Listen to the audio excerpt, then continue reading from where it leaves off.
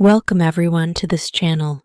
I'm Amelia Harris. I am 26 years old, your guide on this exciting journey to English fluency by listening practice. Today's topic is about how to master your mind. In the heart of Chicago, where the cold wind often bites as hard as life itself, there lived a boy named Ethan. He was only 16, but his heart was already heavy. His mind was his greatest enemy. No one could see his battles, but he fought them every single day. Ethan grew up in a small apartment with his mother. His father had left them when Ethan was just a child. They had very little money, but his mom always tried to smile.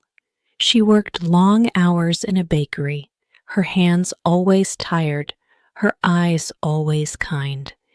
Ethan loved her deeply, but love was not enough to stop the storm that raged inside his head. Every night, Ethan felt trapped by his own thoughts. He had fallen into a habit he hated, masturbating every night to escape the loneliness, boredom, and pain. At first, it gave him a way to numb the feelings, but soon it made him feel worse. He felt weak, ashamed, useless. He hated mirrors. He hated mornings. He hated himself. The first few days were hard. He kept failing.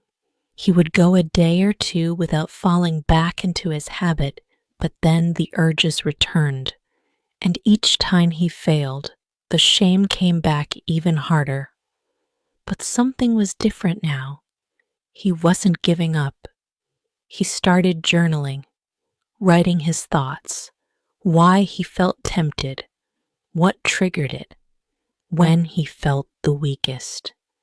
The more he wrote, the more he understood that the problem was not just the habit, it was his mind, his thinking. He had been telling himself he was weak, that he was a failure, that he could never change.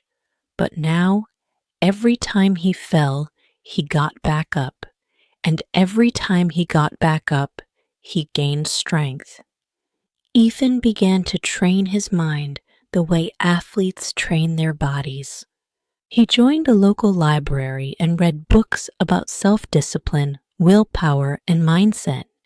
He learned about people who had fought their demons and won. He watched motivational videos, listened to podcasts while walking. He replaced negative thoughts with powerful affirmations. I'm strong. I'm not my past. I control my body, my thoughts, my future. He started working out. At first, just push-ups and sit-ups in his room, then running in the park. He got tired fast, but he kept going.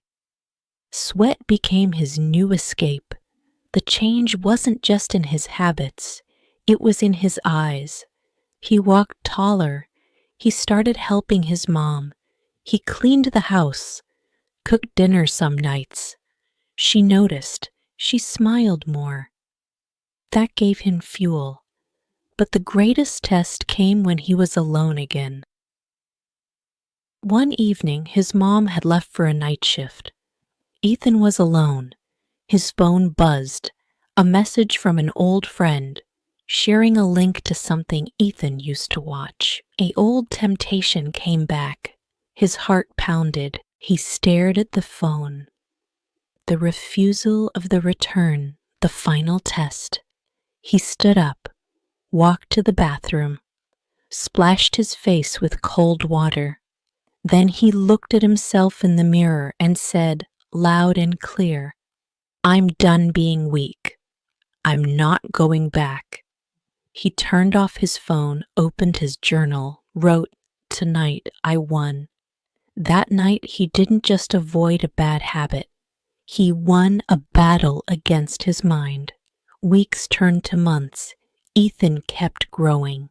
He wasn't perfect, but he was stronger, wiser, more focused. He applied for a part-time job and started saving money. He helped his mom pay the bills. He rejoined the basketball team.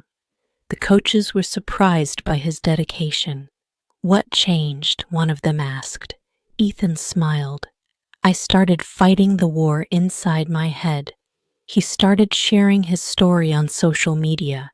At first, just a few posts, then videos. He spoke to other young boys who felt trapped like he once did. Boys who thought they were broken. Boys who had given up. He told them, "You're not broken. You're just in a battle.